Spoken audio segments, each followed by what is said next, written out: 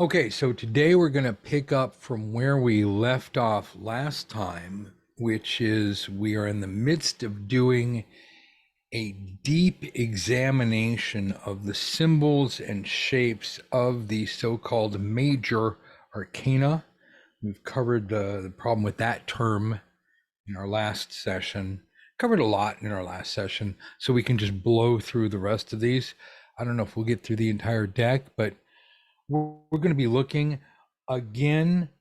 Waite likes to have people sitting. And what we learned from the High Priestess yesterday that I didn't talk about so much is the tarot has people facing us head on or face on, where many, if not most, probably most, Egyptian hieroglyphs are in portrait, or at least the head area, the faces and whatnot, are portrait, and then the body is turned towards us or at an angle. So that combined with the solar disk versus the pearl on top of the High Priestess's head, the connection to Hathor wasn't that obvious. And this is where I want you to understand why art is so important in symbology and images are so important in metaphysics, because we can totally screw up the translation or the meaning. If you want to know what can anybody pronounce that? Gobekli Tepe, whatever, right? You want to know what that means? Go to the root, look at the culture. You want to know what Egyptian hieroglyphs mean? Look at what they depict. What was their life like daily? What was their daily life like? What was their environment?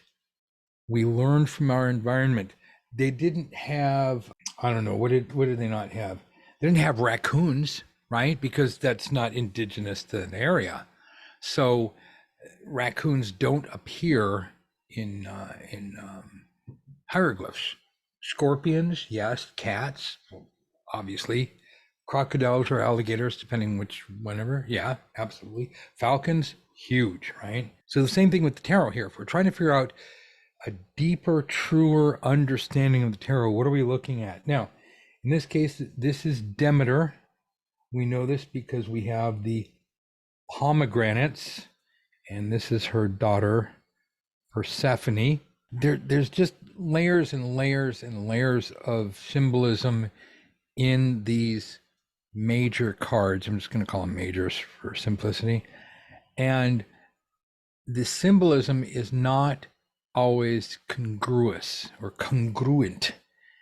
Just because the symbolism is there doesn't mean, oh my God, it's magical and special and we must worship it. No, sometimes the artist screws up. Sometimes the designer screws up. I've been working on an astrological deck since 1992. Oh my God, come on, finish it already. At this point, we're need massive funding for the art, because the art that we need is rather expensive. So I may find design flaws in my designs, which is probably good why it's taken like 31 years. Hey, Baskin Robbins, right? 31 flavors. And this is what I found with the astrology book. It took me 12 years because I kept finding new revelations and new mistakes that needed to be corrected, not just in my understanding, but the general zeitgeist. So this is what I'm trying to do. This is why we do these sessions, is to help us. All right, so we've pretty much covered this today, and yesterday, and we've covered the comparison of the magician to the High Priestess. So yes, Demeter and Persephone. Notice here again, sitting, but what really stands out about this? This is the only card in the tarot where someone is sitting on something comfortable. So this is very Taurus oriented. Earth goddess, Demeter, was definitely a little bit more Virgo, but in this sense, this is a Taurian goddess because the emphasis is on Venus, which is ruled, Venus rules or is associated with, come to the astrology class, I'll teach you all that, is associated with the sign or energy flavor, right? It's just a label of Taurus, which is comfort, luxury, serenity. And of course here, this obviously is the goddess. So we have the Empress, and then we have the Emperor. Now, this is said to be Arian, meaning of Aries, because we have the rams here, but technically this is not true. These should be goats. Why? Because this ZZ Top looking guy, this is age. This is Saturn. Saturn, Kronos, old guy, father time, right? He was the original warrior. He was he took on the Titans, right? He single-handedly fought the Titans, won, took over, and created something called the Golden Age. He is old school ruler. He was just kind of a tyrant, but hey, we had the Golden Age, so it's kind of hard to argue with that. So this really should be Capricorn, and the number 4 is a Capricornian number.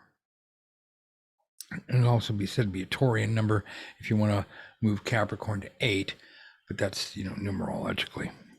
So Empress, the feminine polarity, right, or the negative polarity, and then here the masculine or proactive or projective polarity, hence the whole thing about Aries. So I believe this was a mistake. I believe just like Waite changed the Papist, the female pope, to the high priestess, totally changed that, and he swapped cards 8 and 11, that'd be strength and justice, as we will see. He just did that because he wanted to. It doesn't mean he was right. He was not a tarot scholar. He was not a metaphysical scholar. He was a metaphysical translator, which is knowledgeable, but it's kind of like an accountant who is not a stockbroker. Stockbroker is a stockbroker. Accountants good at what they do. He was good at translating. Just because you read something, just you read all these different books, doesn't mean you fully understand or practice. So strengths and weaknesses. I disagree that this is of an Aries card in nature, but for the sake of getting along with everybody, I'm just going to say, sure, Aries, sure, fine, okay, whatever. Let's see if your magic works. All right, so again, what are we looking at here? What are the symbols? The problem with the trump cards and the reason why people have such hard time reading them is because, again, we've just got, I'm sitting, looking at you. I'm sitting, I'm looking at you. I'm sitting, I'm looking at you. I'm sitting, I'm looking at you. Where's the difference? Oh, this one's male, this one's female. Oh, this guy has a red shirt. This person has a blue shirt. This person, there's not enough of a difference to really help us understand. And this is why so much crap gets forced into the tarot. So what I want you to do is see the symbology that is woven into the tarot. Now, if you want the actual card meanings, yes, I have a whole course. It's free. Card meanings, right? We also have an academy. Please show up at Easy Tarot Lessons. It's $1 to start. Yes, it's $10 a week. It's $48 a month, $10 a week plus a couple of dollars for PayPal. And you get study groups and you get lessons every week, sometimes 2 a week. At this price, they're all recorded because, this is the best instruction you're going to find anywhere. But for $10 a week, you can't go wrong. Now, but that's for people who want an actual education. If you want to make, she said, one reading a month covers the cost of your education. So anybody can afford it. Get out, get your tarot cards, go out and give a reading. Give 2 readings. One goes to me to cover the cost of the course. The other one goes to you. There you go. You've covered your education. In the meantime, there's not a lot so much here, but I want you to start seeing, like, here's another example of the counterparts. So remember the pastis, the papist and the pope. He also changed the pope to the hierophant or hierophant, which is like Greek wise counselor. But come on, that's the fucking pope, right? It's pretty damn obvious. Sign of benediction, crosses, the cross thing here, the Benedictine monks, and all this stuff that we equate with Christianity, because Waite was a hardcore Catholic and forced his beliefs onto the tarot, even though the tarot was created by Catholics, so it was a good fit, actually. But compare these two. Again, much like we can compare the High Priestess to the Magician, we've already done that. We can compare the High Priestess to Demeter. We just did that. High Priestess to the Hierophant. I'm going to go Hierophant. I prefer that pronunciation. And we see that, again, we've got the symbology. I talked about this before, right? With the pillars, we got the duality. This is a big thing with Waite. He repeats the same symbols over and over. So when we're looking to find what these cards really mean, what's going on, look at the clues. We've got the duality. We got two of these. We've even got the two of these, the two symbols, the raised hands. But also, if you remember from yesterday, we talked about the triangle. Here's our first real triangle where we have, and we're going to see this in the Lovers, we're going to see this in the Devil, we're going to see this in the Tower, we're going to see this in a lot of cards where we have one figure over others, usually two people. Sometimes there will be more, but the emphasis of the triangle is one über alles. What would it be? Ein über alles? Somebody correct my German. One above all, one over all. What do we see in the High Priestess? Not so much, right? This is more oval shaped. We talked about that, and definitely in the course on how to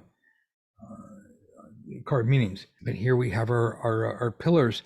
So this duality shows the mutability of, not you, you go away. You're boring. And here again, we have the separation of church and state, right? The two pillars of power in all of society. But I want you to be aware that Waite keeps throwing these symbols at us. We'll discuss the symbols later on after we've looked at all the images. And if you want to design your own deck, these are the things you need to look for. Again, the colors, whenever they want to grab your attention, red is the color they use. Now, keep in mind that these particular images that we're looking at now were recolored by Gretchen, but get your, good old-fashioned yellow box original, not original. That's a brand name of something that is not original at all. It's a total fabrication that Kaplan came up with. But get your standard yellow box deck of cards. Those are the quote original colors that that were first put on, or they're adaptations of the original colors first put on in 1909 and 1910. All right, red is designed to grab your attention. In the tarot, it's supposed to say, hey, look at this is most powerful. Also, compare him to the Magician. Well, I'm going to go back, but we have the same thing. Remember the white of purity and then the red of action. These are the symbols we see over and over and over.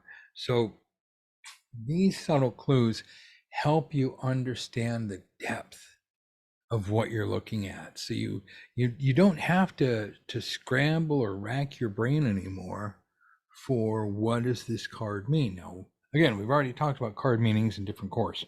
Read that. This is supplemental. This is all about the symbolism and what's going on involved here. So we talked about the triangle, right? Just there's our triangle. Well, guess what? Here it is again. One angelic or authoritarian entity over others, right? These two are supplicants, right?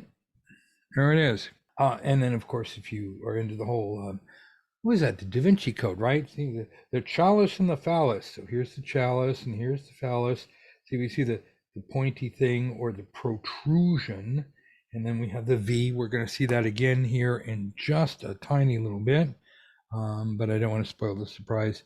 So I will keep going. We do see circles. In this case, of course, it's the sun. So we're going to have a circle.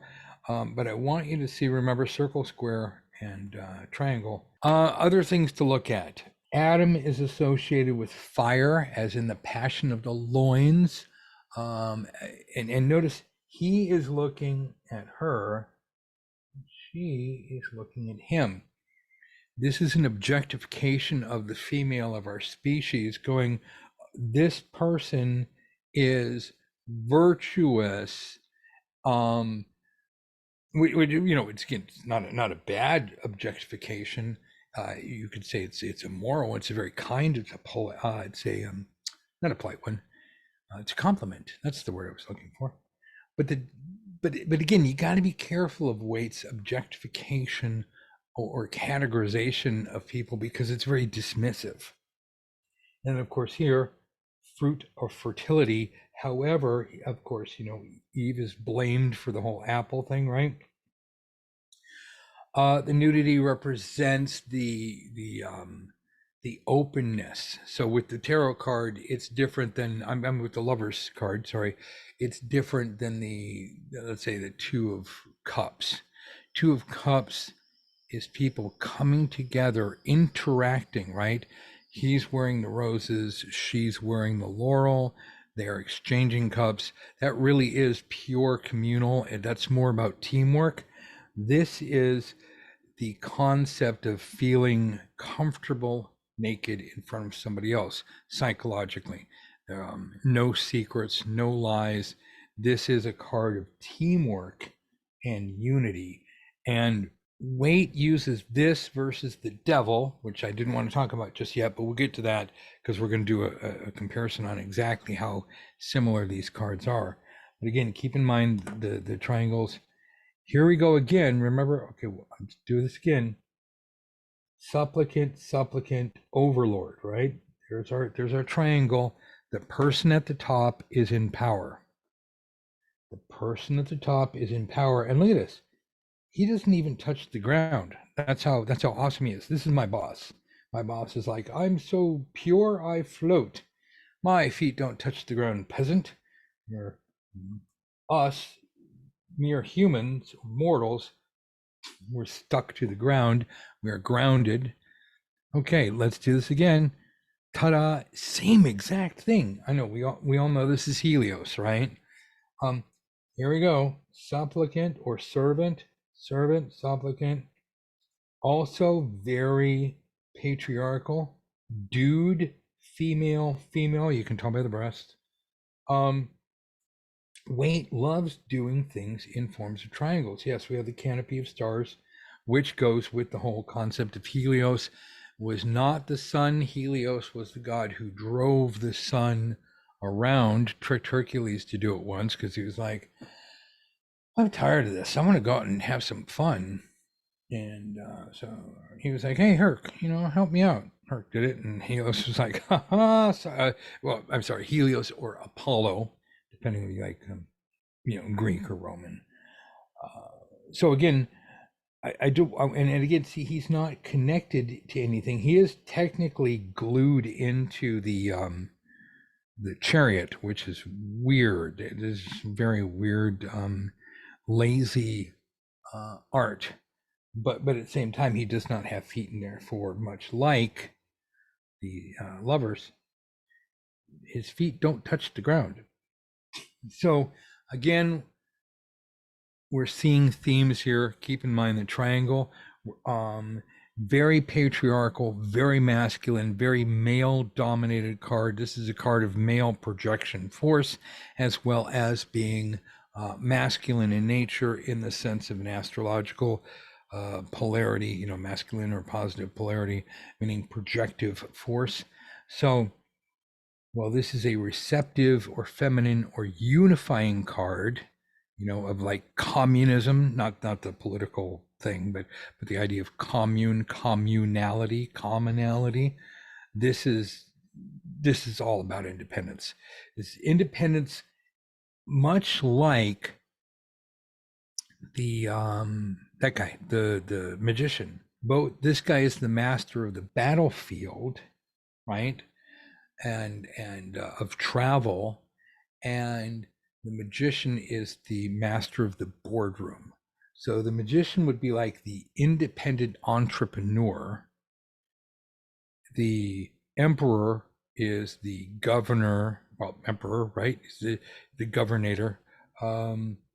He is the old man power, much like the 10 of coins, right? And then this guy here works for the emperor, but the emphasis is on independence, freedom of travel. In a sense, I know this is a Leo card, but this is almost very Aquarian in the sense of independence, not tied to anybody, going out and just, you know, running roughshod all over the battlefield.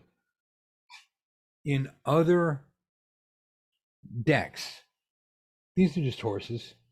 Waite again wanted to be Egyptian so fucking badly. You know, because he took pictures of himself dressed like a pharaoh. It's like not every Egyptian was a pharaoh. You know, it's just like not every Egyptian woman was Cleopatra. I mean, that's impossible because, you know, hence the name. There were 7 Cleopatras, right? Because Cleopatra the 7th is the one that we call Cleopatra. So there's at least 7 of them. But it's not like every single woman, oh, you're a woman, therefore you're Cleopatra. You know, therefore, oh, you're Egyptian male, therefore you're a pharaoh. You know, forget this king of the castle thing. You know, every man was the king of his castle, that argument. This Egyptian, you got a fucking dreidel right here. Again, God, Waite is mixing and matching his symbolism, and you have to be careful with that in alchemy and in metaphysics, because you're going to get yourself in a lot of trouble and your magic's not going to work if you go mixing pantheons. Not to rant, just cover this in the academy. Now here we have a different, you know, we don't have the triangle, right? We do have over and under. So we do still have that disparity of one over the other. But I like this role reversal because this is, you know, male lion, Leo, the ego, stereotypical king of the jungle, stereotypical masculine power. And this is feminine power overwhelming masculine power. So this would be literally Cancer overpowering Leo. Cancer, the astrological sign, not the you know, the horrible disease, just in case. So we're just looking at general symbolism. Come on, go away, go away. Trying to make this work. Why is this not going? My computer's being a jerk. Right there you go. So in this sense, I really like this card. And again, see this, we saw this with the magician, implying a sense of not so much divinity of itself, like we saw in the Empress, you know, like she is literally a goddess, but this is more like channeling in divine energy. So she is using divine energy to tame the beast. You know, beauty tamed the beast. Like, what was that? King Kong, right? It's the very end, last movie. I mean, last line of the movie. Sorry to spoil it, but yeah, you know, beauty bested the beast, and he got away with it. Not King Kong. He died, but the promoter guy whose name I forget. These are the clues that help you enhance and deepen your understanding of what is implied. Again, white robe of purity and We have the in this case roses, but we have the connection of nature. So again, and we could even say this is kind of a crown. So this is in a sense Mother Nature. We could look at it that way. The iconography here, I want to take a moment and say that in late medieval and I believe early Renaissance artwork, if when the masters painted a male, like a male figure, it was usually somebody famous. It was usually someone notable, probably their patron. But a female was usually, especially like something iconic like this, the female was an allegory for a virtue. So you wouldn't have a virtue depicted as a male. You would have a virtue depicted as a female. I didn't make this up. I didn't make the rules. I know it's incredibly sexist, but that's just the way them's were. Here we have El Hermito. This is a Sagittarian card. This is a Capricorn card. This is an octave 3 card in the sense of astrological evolution. He's alone. He's up here in the snow. He is providing the lamp of the world. Waite again chose to do a Jewish star here to show some kind of Kabbalistic wisdom that the old guy is pointing out. He's like the guiding light or a guiding star. Back in the day, of course, before electricity, you would navigate by the guiding star, obviously, or compasses would always help, of course. Not so much a lot of symbolism here that we would see with the triangle and duality and whatever. So I'm going to just pass by this because I want to just point out different things that I want you to be aware of. Here in the Wheel of Fortune, again, circle, no big deal. Here's our square, but that's because we have the 4 seraphim. We will see these people again at the end in the world card. So what I want you to do is when you do your exercise 11, sometimes I want you to move it around and try putting cards together. So here's a brand new exercise for you. Try putting cards together that have similar themes. So which cards strongly or overtly promote the triangle, which we don't see here, or what we do see here are the square, or for example, the seraphim. Also, the Wheel of Fortune with its portal, which is similar to the world. Both of these are out in the sky. They're surrounded by clouds. They are ethereal. So are certain and how many and which cards have people sitting down? And for example, if you want to really have a good time with this, take into account cards like the court cards, which are different and separate. Don't try to blend them into this. But with the court cards, which cards are facing us? Which cards are at an angle? Which cards are facing off to the side? What does that say to you? Which court cards are standing? Which ones are sitting? Well, obviously that's simple, but what does that say to you as well? And what does their stance say? So the exercise is just starting with the trump cards here, the majors. Put the triangle cards together. Put the cards that show a balance of 2 different things together. Put the magician together with the high priestess. Put the magician together with the world. Put the high priestess together with Demeter. I mean the Empress, Emperor, Emperor Hierophant, High Priestess Hierophant. I mean, if you're listening to the podcast version of this, please have your cards out and just look at this. All right, next, let me see if I can slide over here. It's going to be a little harder. Let's go to the Justice card. Now, again, this card was number 8. And Waite wanted it to be 1 1, right? 11 11, right? You know that New Age stuff. He wanted this to be 11, but what he didn't realize was they were going to do this in Roman numerals. So that's not XI. It should be XX or II. But see, he couldn't scramble it up that much. So this was originally the 8th card, not the 11th card. This is the problem with the Journey of the Fool, is we keep rearranging all of this stuff, and it just defies people's artificial, faux or fake metaphysical, alchemical story. There's no Journey of the Fool. I mean, it's nice, but it's Candyland. It's made up. So, because tarot, remember, was invented as a game, it just works really, really well for divination.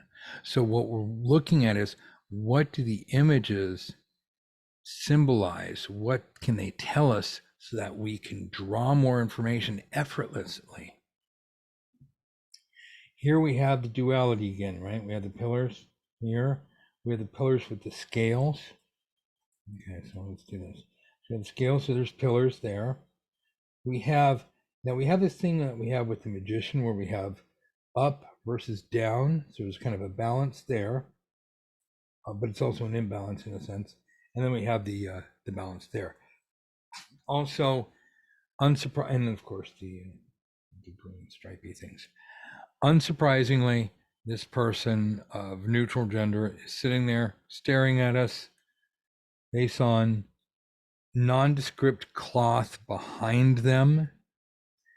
This is just lazy art, but this is what Arthur Waite gave us. So again, it doesn't have to be perfect. It's just this is the tarot. Hanging Man, right? The Hanging Man. I'm going to leave the story of what the card really means to the card meaning course. But this has been co-opted by Christianity, saying, you know, it's obviously Jesus. We know that this glow comes from the Marseille deck, from a bad printing. This is very Odin-y, right? Odin lashed himself to a tree to gain enlightenment, lost an eye, crows, you know, all that kind of stuff, right? Bypass this one. Interesting, if you want, you can see there is a triangle situation, which is inverted. So that's rather an interesting concept here. And this whole figure 4 leg lock thing, it's literally, if you tie somebody by their foot, of course, they're not going to keep their legs straight. So it's not some kind of secret, oh, it makes number 4. I've heard that so many times, it makes me vomit. Death, here's my favorite card. This is another card that breaks the symbolism. There's no triangle, there's no square, there's no balance. There are all kinds of variations on the image of death, or death being painted or carved as an icon, as a metaphysical property. In this case, you know, the whole thing about death riding a pale horse, very, very 4 horsemen version of death. Other than that, here, surprisingly, that Waite didn't add more symbolism to that. So I don't have anything for you on that. Apologies. Temperance. Here we have an interesting thing. We have a whole bunch of things going on. So we have our triangle here, right? But that's supplemental. And we have an implied triangle. Remember, his little toesies are in the water, his toesies are touching the ground. So he's not feet on the ground, but his toes have to touch the ground. Let's see if I can zoom in here a bit. Come on. See, his toes have to touch the ground, because remember, he is land, sea and sky. So when you see a tarot deck where the angel's wings are folded, and I've seen a lot of those, that is an artist who doesn't understand the nature of this card. This card is land, sea, and sky, which is an alleged Celtic variant of not having fire, earth, air, and water, but having land, sea, and sky. So those are the three primal elements. So we have that here with the triangle, and we have that here with the implied triangle of land, sea, and sky. Not so much, like a visual thing. But then we have the balance here. Now, this is something I did originally. Maybe the first person in history, maybe not, I don't know, but I didn't see anybody else do it. I purposefully, on my coins deck, recolored so that it was pouring from masculine to feminine, right? Like electricity flows from positive to negative. Some electricians say that the electricity flows from negative to positive. The argument goes on forever. But energy flows from the projective masculine to the receptive feminine. In Waite's in the coloration, the people who colored it at Writer didn't catch that. They just went cup. Of course, all the cups were fucking just gray or silver or whatever. So I'm glad to see that Gretchen picked up on that and also carry that forward. But we have duality here, and then we have a triplicity here. Things to be aware of. So this is again a mixture of the symbology. And then we have Mr. Devil. See, look at these cards. It's the same card, right? It's one entity. See, here's a triangle, right? Overlord, supplicant. We have the fire. We have the fruit, although it's a different kind of fruit now. They are chained to the ground, but they're still on the ground. And technically, El Diablo's feet are not touching the ground, even though he is on this is a very Capricorn card. He is on the pedestal. So he's not, here it is. He's not floating and pure. See right here, this thing called air. Floating and pure, I am on a cloud. I am so holy that and it's rather sad that Christianity posits that only the impure walk the earth. I mean, angels, they don't touch the ground because they're too fucking pure to touch the earth. Well, what's wrong with the earth? I mean, that's our home, right? So it's not like the earth should be impure. But here, El Diablo is, while not touching the earth, is connected to the earth. But other than that, look at the same card. I mean, look at the image, and we see the same exact thing. Wings outstretched. Oh, here's another thing, the V. I forgot to mention that earlier. So look at the V, the triangle.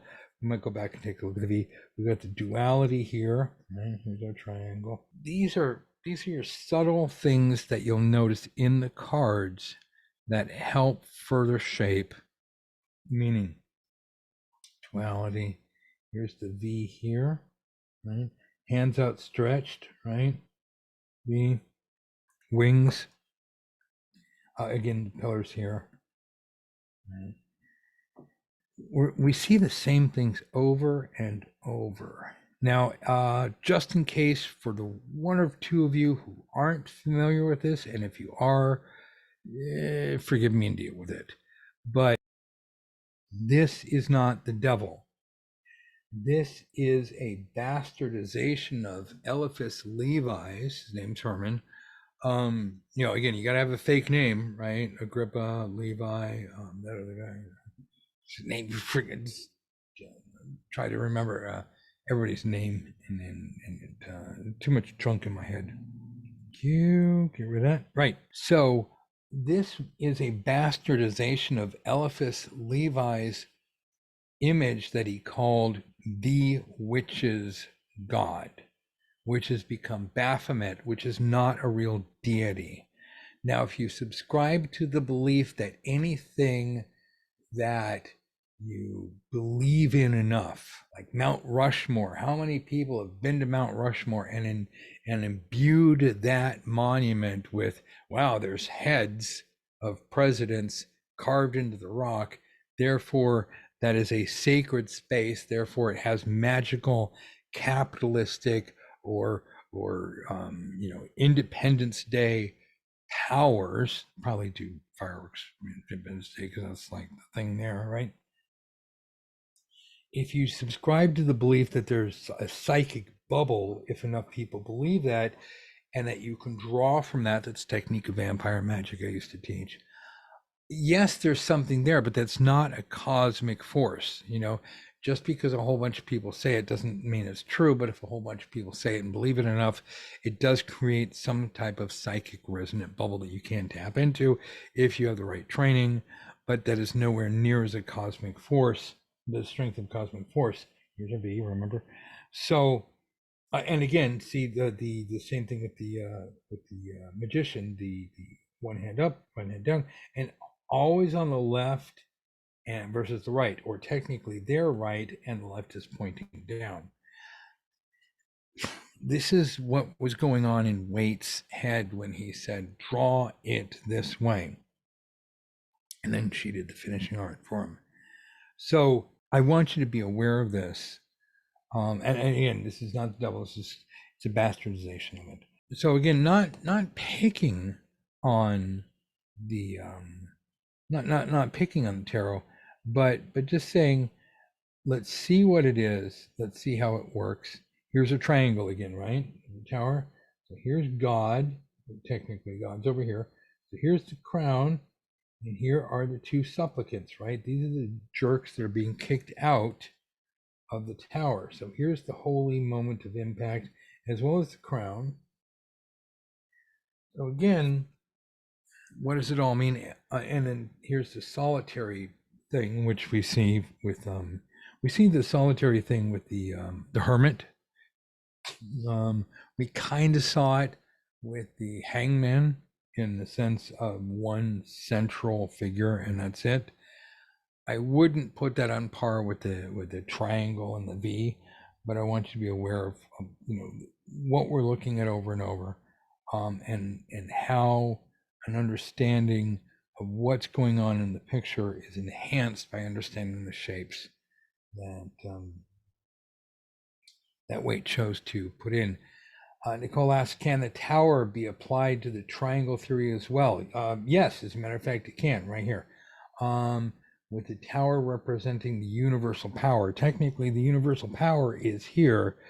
In our class on what cards mean, in case you're not there, here, let's do this. Let's do layer.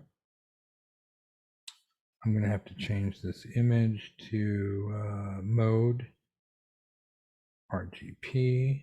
Now I can add a layer. I'm going to hide this. So I want to this way I can kind of doodle on this, because I want to show you something that'll make sense. Most of you should probably already know this, but you may not be familiar with it. Certainly off the top of your head. So let's draw it in half. Okay, so let's say I'm going to build a house, right? So if I build a house, I'm going to build what's called a ranch house. So it's small and large. Make it a door, right? So it's squat. It's a ranch house. It's big and it's one story. It's actually very simple engineering, because the force of gravity is only compressing. Let's do another color here.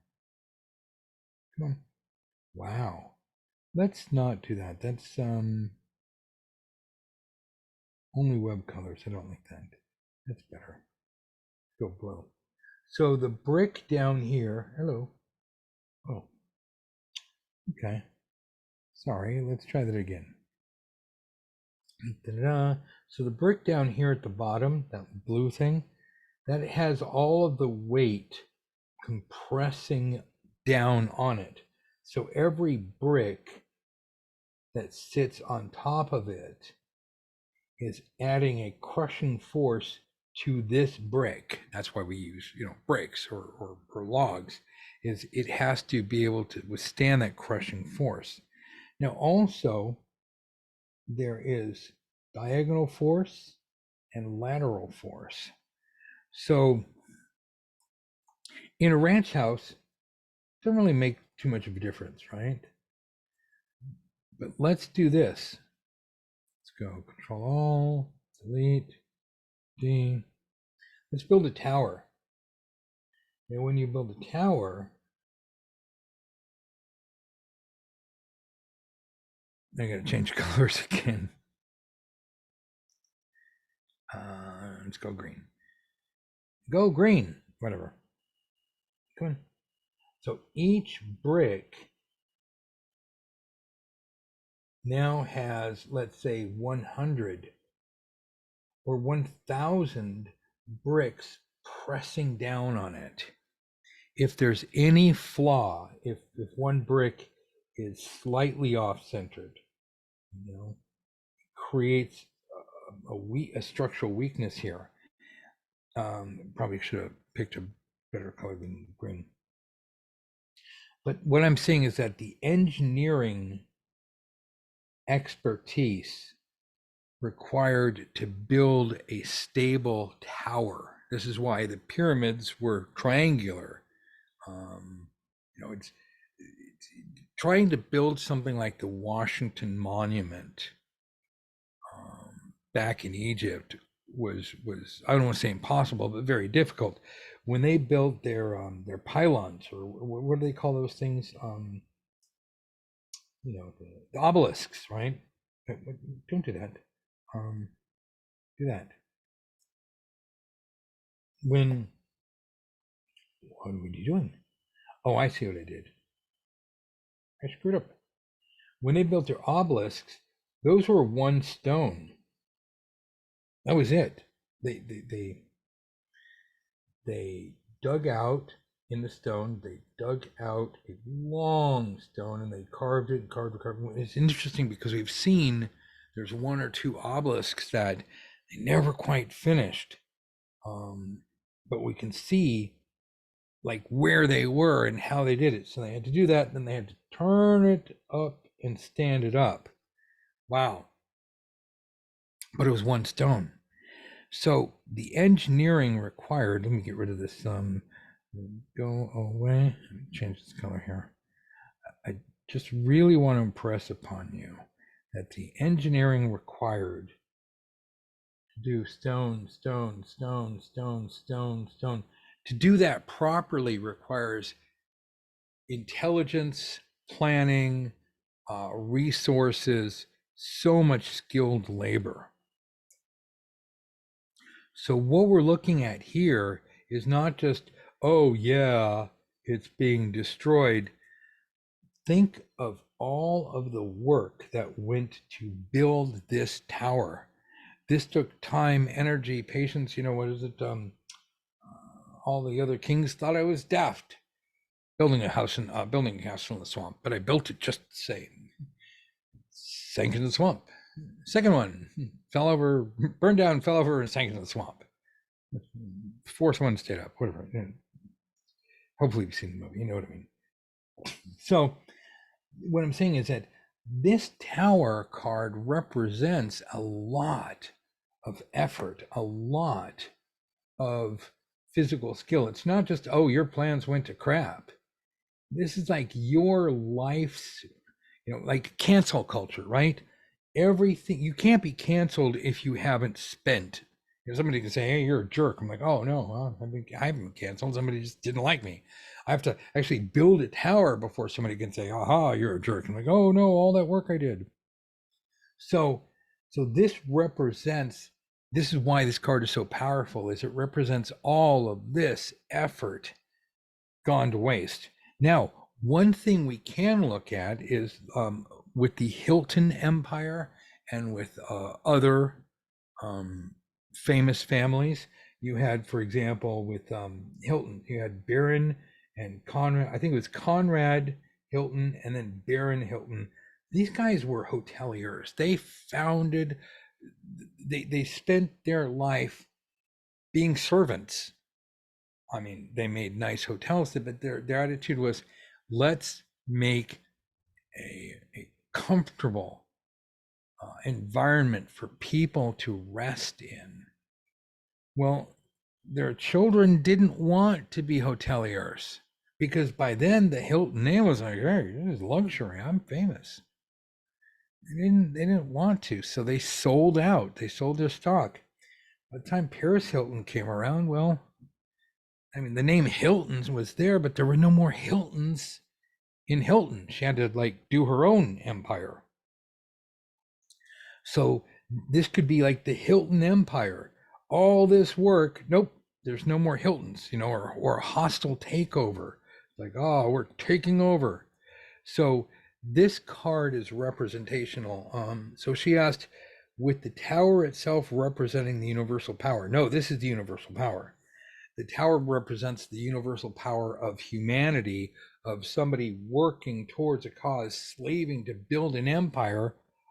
So in that sense, it's universal, but it's tangible. It's temporal. It's of time. It's fleeting and limited. It's not. Another question, real quick here. Point about temperance and the cups being poured from masculine and feminine should be two different colors, gold and silver. Ever since I learned in class, I check every deck I buy. There have only been a couple that follow this. I'm glad to see that a couple do follow it.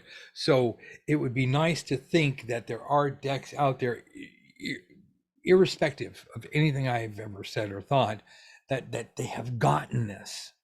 That I'm not the only one, that somebody else would. No, it needs to flow from masculine to feminine. And Nicole comes back and says, yeah, it's tanking at the top. Yeah. Of course, that's universal power. Right. Gave you star. We could argue about the symbology, but this is really more of an Aquarius, chaotic kind of thing. We have the 5 rivulets, right? 5 streams, representative allegedly of the 5 senses. This is the collective consciousness. So this is the goddess Mistra of magic. And remember, the name of the card is not the Naked Lady. Name of the card is the Star. So it's the happy star, right? So, and then we can argue that these are the 7 planets of astrology, although kind of hard with the 7 planets of astrology and a star to go. That makes 8. What's going on here? But nonetheless, there you go. No, I don't have a whole bunch of the symbology that I wanted to show at you. Here we have the triangle again. I know we have Mr. Lobster making kind of a kite, but we have the 2 pillars. These pillars come from Atea. Look up Atea's deck. Use the first tarot reader. So Waite just basically copied that. Same thing with the tower, the lightning struck tower. He got that from Atea. So it's not like these are sacred to the Golden Dawn. Again, a lot of it was just copied. So much fucking plagiarism. Everybody's copying each other. It's hard to tell what's real and what's not. So when we're trying to figure out how we should read the tarot, don't ascribe artificial intelligence. Don't artificially inflate the brain power or wonderfulness of those who came before us, because sometimes it was just laziness. Sometimes like the 2 of Wands was just Pam being lazy, looking at Waterhouse's Saint Cecilia and just doing the same exact picture, just sketch. Oh, now it's 2 of Wands. Awesome, like good for her, but that's against the law nowadays. Anyway, so we have a triangle. And we have our pillars here. Running out of time here. The sun is slightly different. In the cards that predated this, we had the boy and the girl, so we did have our triangle. But in this particular case, we have Now, babies are Aries, although from the adult perspective, then the baby could be Leo, because that represents the next generation. You got to go to astrology class to understand this. Fortunately, for a free course, right? Um, Banners, flags, very, very Leoin. The sun, obviously, sunflowers. I mean, this is just screaming out over and over. Look, Leo, Leo, Leo, Leo, Leo, Leo, Leo, Aries, but Leo here. So the horse and the kid are not part of that, but this is just like very ham-handed. And of course, we have listen, heat, light, heat, light, heat, light, heat, light, heat, light. You get the idea. Okay, let's get rid of all that. And then we're almost done. Judgment. No surprise, we get the triangle here. Main figure, supplicant, supplicant. Here, again, not touching the ground. Very Christian. Anybody ever says the tarot satanic, you need to laugh and we go, show them this card saying, yeah, what's that? That's everybody being judged. That is, what is it? The quick and the dead. This is as Christian as you get. This is what Christianity is all about, is fear of this day coming forth. I just always thought it was funny, even in the early Rider cards, the Waite Smith cards, they were gray. They were zombies. So I know they were supposed to be dead, gray, but it's just creepy. Okay, so I'm gonna get rid of this. I'm just going to close some of these because I do want to. Can I hit D for don't save? Oh, I can. I'm just going to get rid of some of this, so I can do this comparison thing I wanted to show you. Let's do this. I want to show you the alpha and the omega. So I'll do this here. Any questions you have, please pop them in. I'm so glad we got this done in 2 sessions. I was concerned after yesterday. Oh God, we're going to take forever. Okay, so the magician and the world. So here's the alpha and the omega. Again, this guy gets so much love, so much power. I am.